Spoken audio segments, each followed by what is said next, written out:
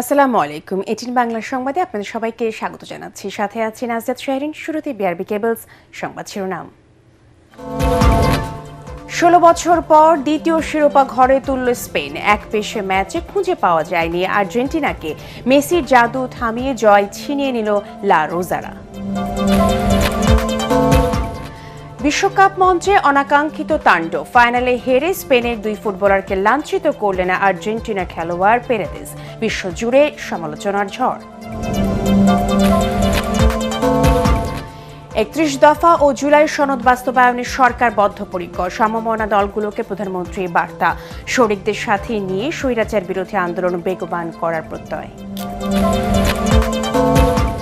Arakan army সহ উগ্রবাদীদের অনুপ্রবেশ ঠেকাতে মিয়ানমার সীমান্তে কাঁটা তারের বেড়া দেয়া হচ্ছে স্বরাষ্ট্রমন্ত্রী। সেনা আইনে বিচার হবে শহীদ জিয়ার খুনি মোজাফফরের। সাবেক স্বরাষ্ট্রমন্ত্রী আসাদুজ্জামান খান কামালকে ফেরত চেয়ে ভারতকে বাংলাদেশের চিঠি। পলাতক সব আসামিকে ফিরিয়ে এনে রায় কার্যকর করা হবে পররাষ্ট্র প্রতিমন্ত্রী। এবং 24-এর এই দিনে আটক করা হয় জুলাই গণ অভ্যুত্থানের সমন্বয়ক নাহিদ ইসলামকে। প্রতিবাদে কারফিউ ভেঙে রাস্তায় নেমে আসে সর্বস্তরের জনগণ। শুনছিলেন বিআরবি কেবল সংবাদ শিরোনাম, এবারে বিস্তারিত। শুরুতে আনোয়ার সিমেন্ট শিট বিশ্বকাপ সংবাদ।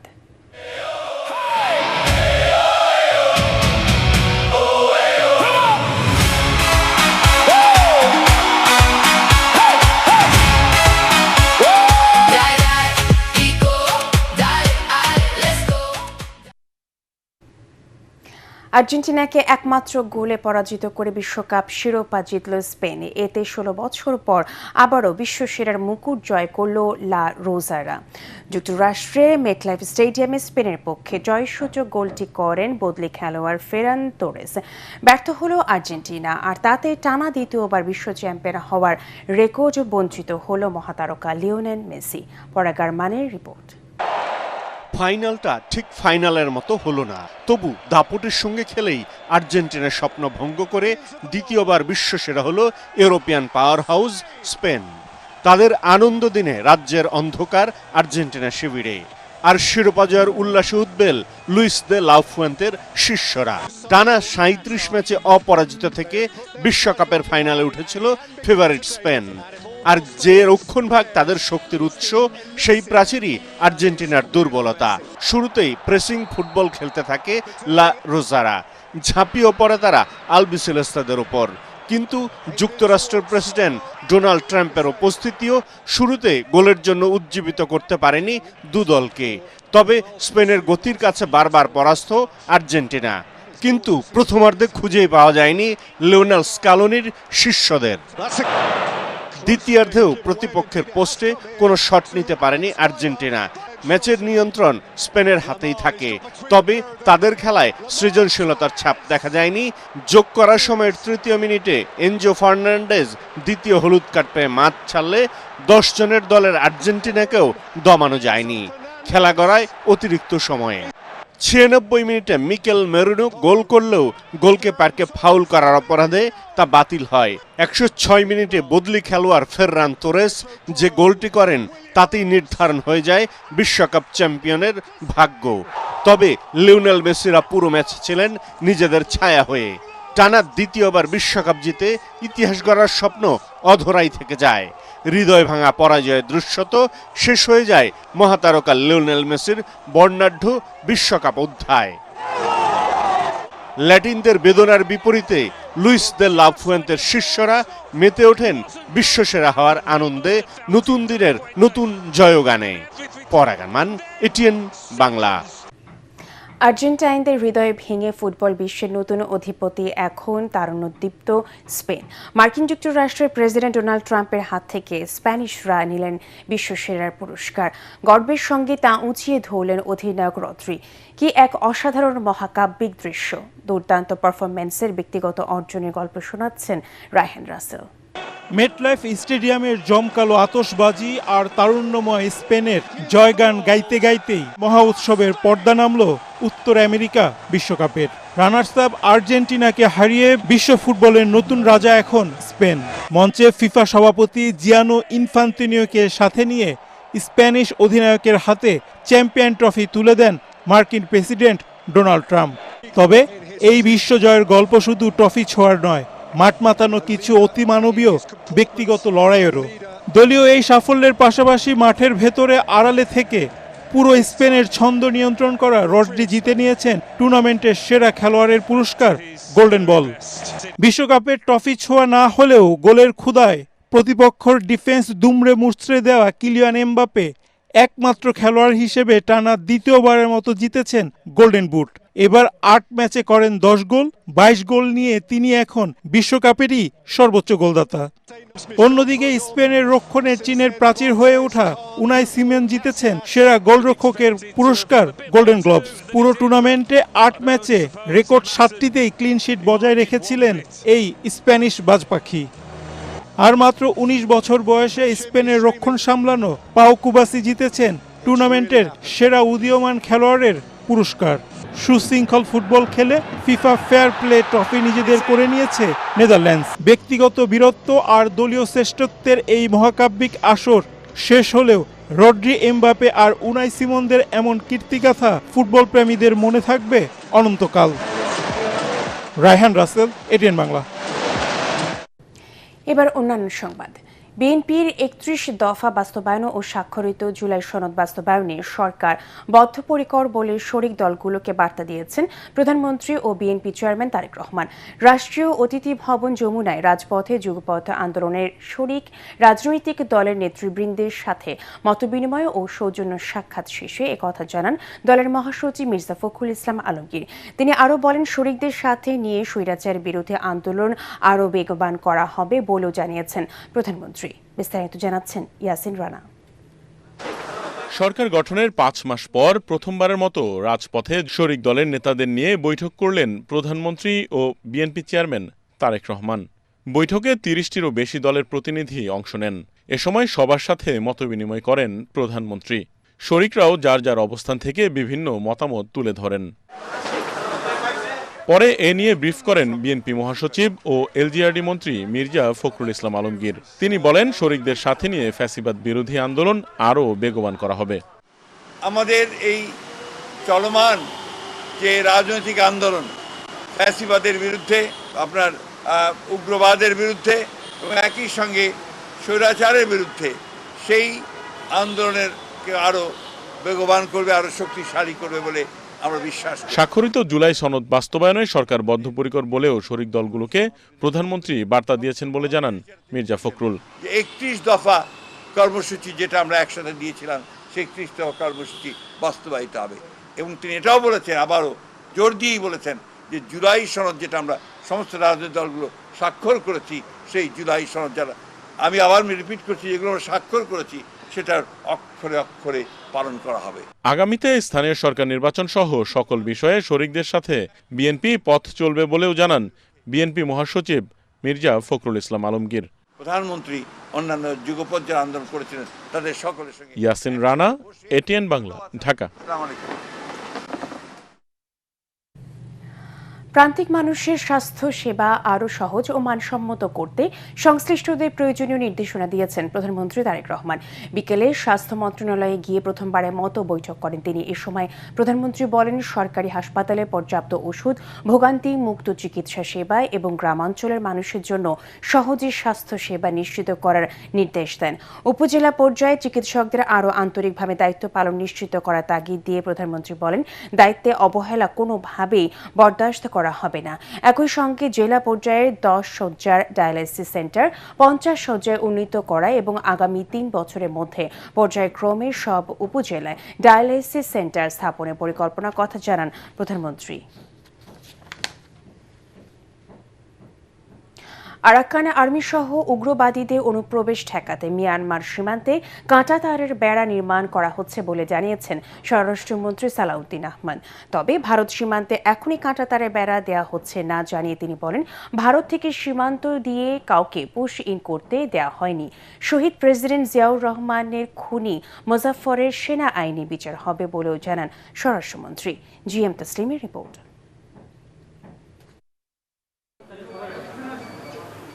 ভারতের পশ্চিমবঙ্গে বিজেপি সরকার গঠনের পর নতুন করে আলোচনায় আসে পুশিন।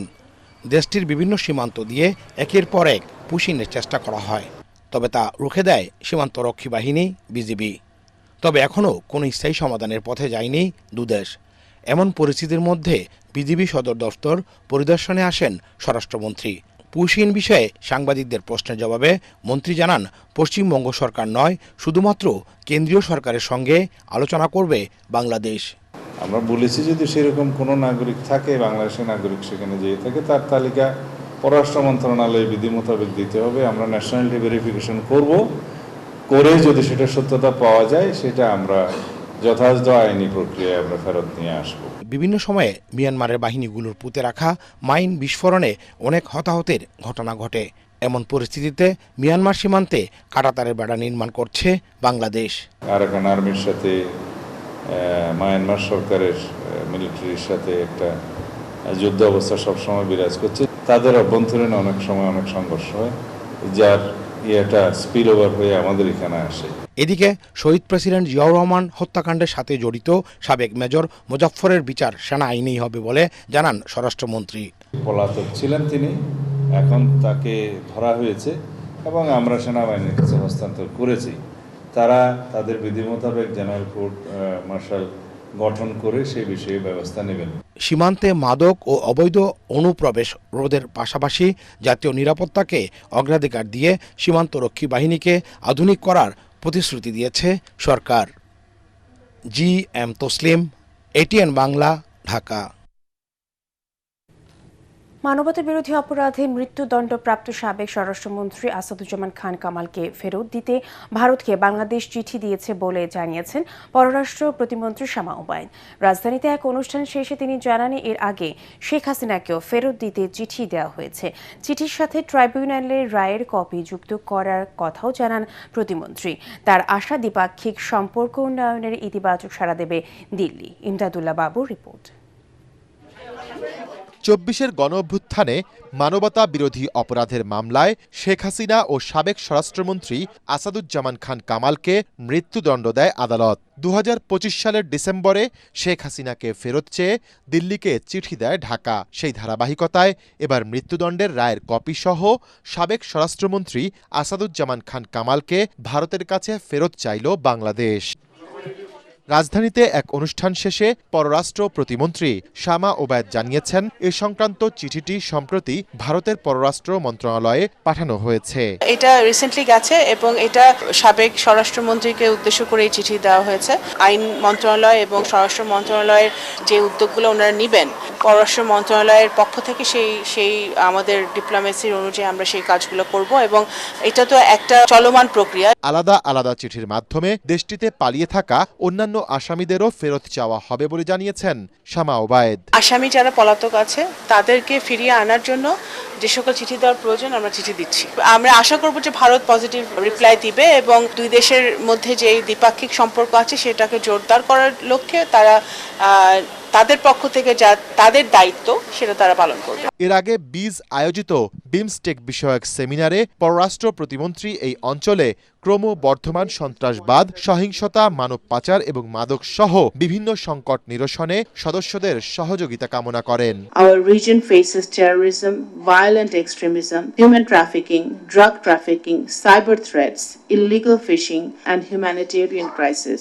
ইমদাদুল্লাহ বাবু, এটিএন বাংলা, ঢাকা। গণতন্ত্র রক্ষায় এবং জুলাই সনদকে বাস্তব রূপ দিতে রাজনৈতিক দলগুলোর মধ্যে ন্যূনতম ঐক্য থাকা জরুরি বলে মন্তব্য করেছেন প্রধানমন্ত্রীর রাজনৈতিক উপদেষ্টা ও বিএনপির সিনিয়র যুগ্ম মহাসচিব রুহুল কবির রিজভী। অন্যথায় নানাভাবে গণতন্ত্র বিরোধী দেশি বিদেশি শক্তি মাথাচাড়া দিয়ে উঠতে পারে বলেও সতর্ক করেন তিনি। রাজধানীর উত্তরায় international university of business, agriculture and technologies ক্যাম্পাসে আয়োজিত তারুণ্যের স্টার্ট আপ ও সম্ভাবনা বাংলাদেশ শীর্ষক সেমিনারে তিনি এসব কথা বলেন। এ সময় রিজভী জানান, জুলাই গণ অভ্যুত্থানের মধ্য দিয়ে দেশে বাক স্বাধীনতা ফিরে এসেছে। সরকারের সমালোচনার জন্য এখন আর কাউকে গুম হওয়ার শঙ্কায় থাকতে হয় না। রাজনৈতিক দলগুলো মিলিতভাবে কমপক্ষে কতগুলো ন্যূনতম প্রধান ইস্যু কিন্তু একটা মিনিমাম আন্ডারস্ট্যান্ডিং এর মধ্যে থাকতে হবে। সেই আন্ডারস্ট্যান্ডিং এর মধ্যে না থাকলে আবারও গণতন্ত্রের বিপন্ন। যেগুলো আইনীকরণ করা দরকার পার্লামেন্টে, যেগুলো যে সংবিধান সংশোধন করা দরকার, সেগুলো করে আমাদেরকে জুলাই সনদকে প্রতিষ্ঠা করতে হবে। কারণ নানা ছিদ্র পথে গণতন্ত্র বিরোধী শক্তির পুনরুত্থান করতে পারে।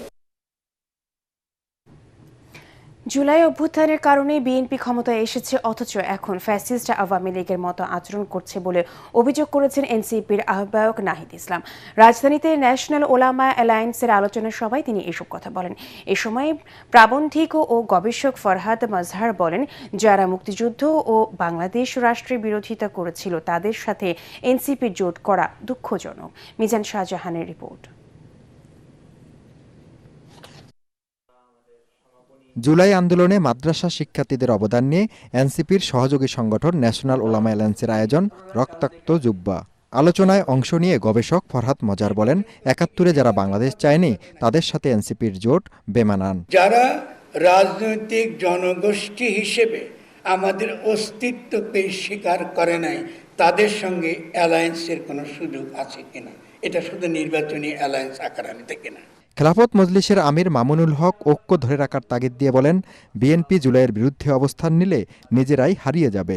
ক্ষমতাসীন হয়ে বর্তমান সরকার, আমি মনে করি যে জুলাই বিপ্লবের ঐতিহ্যকে এবং এই ধারাকে দুর্বল করার সুপরিকল্পিত অনেক চেষ্টা তারা করছে। এই চেষ্টাটা এটা তাদের জন্যই সবচেয়ে বেশি আত্মঘাতী হবে, কারণ এই সরকার এটা আওয়ামী লীগের প্রশ্রয়ে বাংলাদেশে টিকতে পারবে না। এ সময় জুলাই সনদ নিয়ে স্বরাষ্ট্রমন্ত্রীর মন্তব্যের তীব্র সমালোচনা করেন বিরোধী দলীয় চিফ হুইপ নাহিদ ইসলাম। স্বরাষ্ট্রমন্ত্রী তিনি বলে যাচ্ছেন যে গণভোটের যে আদেশ, সেই আদেশ রাষ্ট্রপতি দিয়েছে যেটা অবৈধ। তাহলে অবৈধ আদেশ যে রাষ্ট্রপতি দেয়, সেই রাষ্ট্রপতিকে এই সরকার কেন এখনো টিকিয়ে রেখেছে? সংবিধান সংস্কার পরিষদের যে শপথনামা, সেই শপথ আমাদের পড়িয়েছে প্রধান নির্বাচন কমিশনার।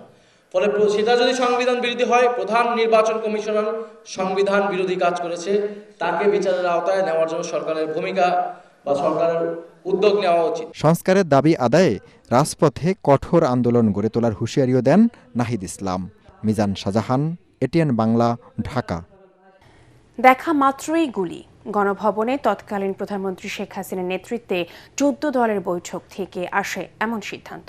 এরপর 24-এর এই দিনে জারি করা হয় সন্ধ্যা আইন, ঘোষণা করা হয় সাধারণ ছুটি।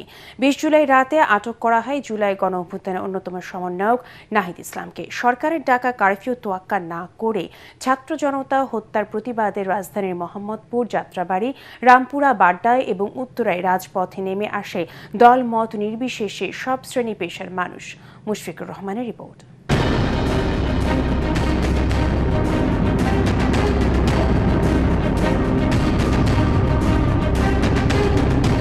20 জুলাই 2024। এটা অবশ্যই কারফিউ। সরকারের ডাকা কারফিউর ফলে কিছুটা ভয় আতঙ্ক ছড়িয়ে পড়ে চারিদিকে। তবে আটকে রাখা যায়নি বিক্ষুব্ধ ছাত্র জনতাকে।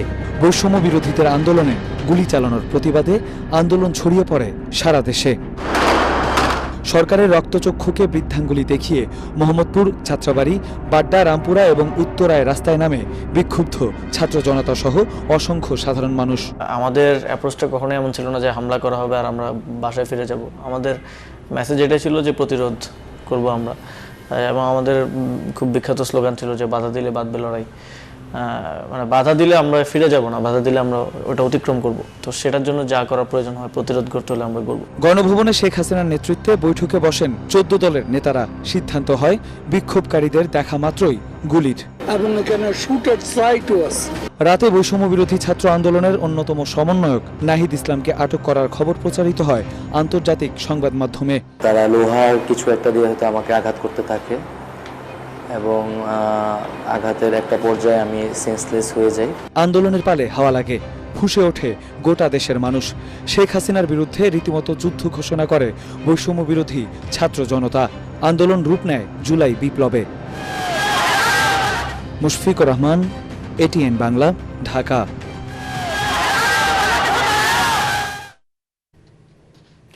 গণমাধ্যম কর্মীদের স্বাস্থ্যসেবা আরও সহজলভ্য ও সাশ্রয়ী করতে নতুন উদ্যোগ নিয়েছে এটিএন বাংলা ও এটিএন নিউজ কর্তৃপক্ষ। স্বাস্থ্যসেবা প্রতিষ্ঠান আলোক হেলথ কেয়ার এর সঙ্গে এক সমঝোতা চুক্তির আওতায় এখন থেকে দুই প্রতিষ্ঠানের কর্মকর্তা কর্মচারী এবং তাদের পরিবারের সদস্যরা পাবেন বিশেষ ছাড়। এ সময় সেবার মান ঠিক রেখে সামনের দিনগুলোতে আলোকের এমন চিকিৎসা সেবা স্বাস্থ্য খাতে গুরুত্বপূর্ণ ভূমিকা রাখবে বলে প্রত্যাশা জানিয়েছেন এটিএন নিউজ ও এটিএন বাংলার চেয়ারম্যান ডক্টর মাহফুজুর রহমান। হাসপাতালটির ব্যবস্থাপনা পরিচালক লোকমান হোসেন জানান, সামর্থ্যবানদের পাশাপাশি দুস্থদের কম মূল্যে সেবা দিতে বদ্ধপরিকর আলোক হেলথ কেয়ার। জামিল হাসান শান্ত রিপোর্ট। নিজ প্রতিষ্ঠানের কর্মীদের স্বাস্থ্য সুরক্ষা ও চিকিৎসা সুবিধা আরও সহজলভ্য করতে নতুন উদ্যোগ নিয়েছে এটিএন বাংলা ও এটিএন নিউজ। এটিএন বাংলার প্রধান কার্যালয়ে এক দ্বিপাক্ষিক বৈঠকের মাধ্যমে স্বাস্থ্যসেবা প্রতিষ্ঠান আলোক হেলথ কেয়ারের সাথে সমঝোতা চুক্তি স্বাক্ষরিত হয়। চুক্তি স্বাক্ষর শেষে এটিএন বাংলা ও এটিএন নিউজের চেয়ারম্যান ডক্টর মাহফুজুর রহমান বলেন, কর্মীদের কথা মাথায় রেখে সবার আগে চিকিৎসা দেওয়ার ব্যবস্থা করবে আলোক হেলথ কেয়ার। ধরে নেন একটা এমপ্লয়ি, যে একটা ড্রাইভার বা একটা পিয়ন, সে হয়তো 1.5-2 লাখ টাকা দেওয়ার মতন তার ক্যাপাসিটি নাই।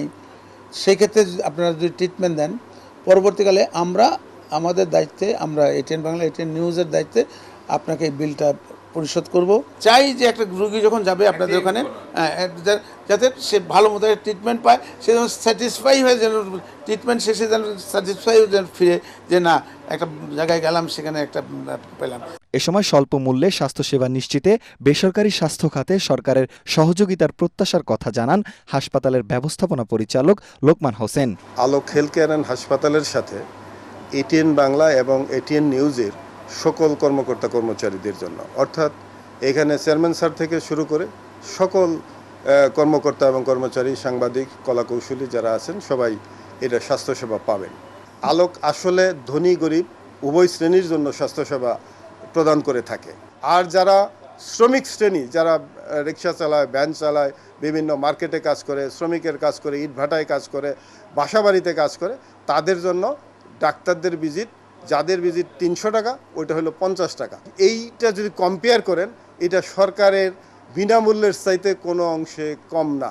একই সাথে জানান, চুক্তির আওতায় এটিএন বাংলা ও এটিএন নিউজের সকল কর্মী এবং তাদের পরিবারের সদস্যরা আলোক হেলথ কেয়ারের বিভিন্ন চিকিৎসা সেবা ও ডায়াগনস্টিক পরীক্ষায় পাবেন 30% বিশেষ ছাড়। এই প্রতিষ্ঠান মানুষকে প্রভূত সার্ভিস দিতে পারবে বলে বিশ্বাস করি। সভায় উপস্থিত ছিলেন এটিএন বাংলার সিনিয়র উপদেষ্টা অনুষ্ঠান নওয়াজেশ আলী খান, উপদেষ্টা প্রশাসক অর্থ ও হিসাব মনিরুজ্জামান মনির এবং অনুষ্ঠান উপদেষ্টা তাশিক আহমেদ সহ উভয় প্রতিষ্ঠানের ঊর্ধ্বতন কর্মকর্তাবৃন্দ।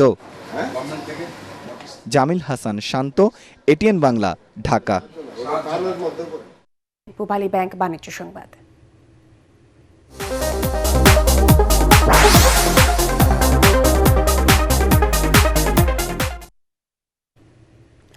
চলতি বছরের ডিসেম্বর থেকে হজরত শাহজালাল আন্তর্জাতিক বিমানবন্দরের 3rd টার্মিনাল চালুর লক্ষ্যে কাজ চলছে বলে জানিয়েছেন বেবিচক chairman air vice marshal Mostafa Mahmud Siddique. রাজধানীর কুর্মিটোলায় বেবিচক কার্যালয়ে এভিয়েশন খাত সম্পর্কে গণমাধ্যম কর্মীদের কারিগরি ও বাস্তব ভিত্তিক দক্ষতা বাড়াতে civil aviation and air traffic operation শীর্ষক কর্মশালায় তিনি কথা জানান। এ সময় এভিয়েশন খাতের উন্নয়ন ও পরিকল্পনার বিভিন্ন বিষয় তুলে ধরেন বক্তারা। কর্মশালা শেষে গণমাধ্যম কর্মীদের হাতে সনদ তুলে দেন বেবিচক চেয়ারম্যান। এবার আন্তর্জাতিক সংবাদ।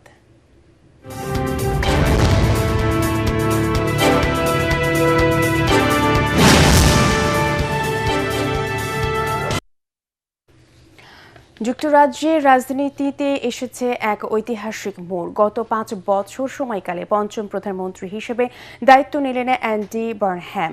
10 ডাউনটাউন স্ট্রিটে জাতীয় উদ্দেশ্যে দেয়া প্রথম ভাষণে গত 4 দশকের মধ্যে দেশের সবচেয়ে বড় রাজনৈতিক ও অর্থনৈতিক পরিবর্তনের অঙ্গীকার করেন তিনি। ভাষণে নতুন প্রধানমন্ত্রী জানান, ক্ষমতার অতিরিক্ত লন্ডন কেন্দ্রিকতা ভেঙে দেশের প্রতি অঞ্চলের প্রতিটি অঞ্চলে স্বতন্ত্র সিদ্ধান্ত নেয়ার ব্যবস্থা করতে চায় তার নেতৃত্বাধীন সরকার। জীবনযাত্রার ব্যয় কমাতে প্রথম থেকে সুনির্দিষ্ট পরিকল্পনা গ্রহণ, চলতি বছরের শেষ নাগাদ 10 বছর মেয়াদী জাতীয় মহাপরিকল্পনা প্রণয়ন, আবাসন সংকট মোকাবেলা সহ বিভিন্ন প্রতিশ্রুতিও দেন তিনি। পাশাপাশি দোষারোপের রাজনীতি থেকে বেরিয়ে সহযোগিতা ভিত্তিক রাজনীতির মাধ্যমে যুক্তরাজ্যে স্থিতিশীলতা ফিরিয়ে আনার প্রত্যয় ব্যক্ত করেন নতুন প্রধানমন্ত্রী।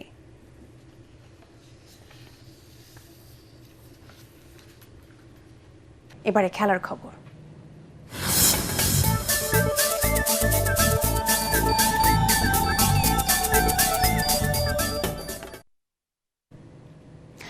দ্বিতীয়বারের মতো বিশ্বকাপ জিতে ট্রফি হাতে নিজ দেশে ফিরেছে স্পেন ফুটবল দল। নিউ জার্সির মেটলাইফ স্টেডিয়ামে একপেশে ফাইনালে অতিরিক্ত সময়ের গোলে আর্জেন্টিনাকে 1-0 ব্যবধানে হারিয়ে 16 বছর পর বিশ্ব ফুটবলের শ্রেষ্ঠত্ব অর্জন করে লুইস দে লা ফুয়েন্তের শিষ্যরা। সোনালী ট্রফি নিয়ে বিশ্ব চ্যাম্পিয়নরা রাজধানী মাদ্রিদে পৌঁছালে বীরদের রাজকীয় অভ্যর্থনায় বরণ করে নেওয়া হয়। এরপর ঐতিহাসিক এই সাফল্য উদযাপনে মাদ্রিদের রাজপথে সমাবেত হবেন প্রায় 10 লাখ উচ্ছ্বসিত ভক্ত। বিমানবন্দরে পৌঁছানোর পর রাজপ্রাসাদ সার্জুয়েলায় খেলোয়াড়দের বিশেষ সংবর্ধনা জানাবেন স্পেনের রাজা ষষ্ঠ ফিলিপ। শেষ করার আগে বিআরবি কেবল সংবাদ শিরোনামগুলো জানিয়ে দেব আরও একবার।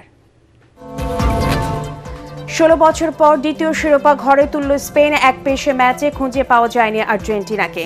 মেসির জাদু থামিয়ে জয় ছিনিয়ে নিল লা রোজারা। বিশ্বকাপ মঞ্চে অনাকাঙ্ক্ষিত তাণ্ডব, ফাইনালে হেরে স্পেনের 2 ফুটবলারকে লাঞ্ছিত করলেন আর্জেন্টিনার খেলোয়াড় পেরেদেস। বিশ্বজুড়ে সমালোচনার ঝড়।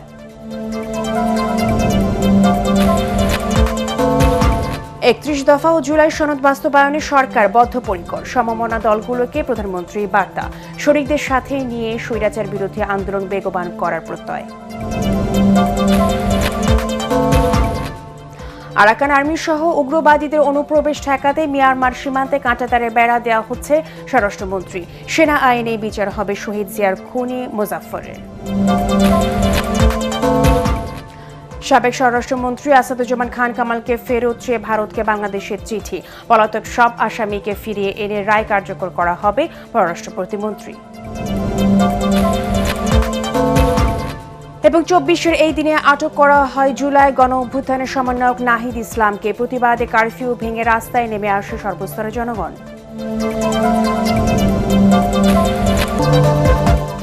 পরবর্তী সংবাদ দেখার আমন্ত্রণ জানিয়ে এখনকার মতো শেষ করছি। 18 বাংলা সংবাদ ইউটিউবে দেখতে ব্রাউজ করুন youtube/18 বাংলা নিউজ। ধন্যবাদ সবাইকে।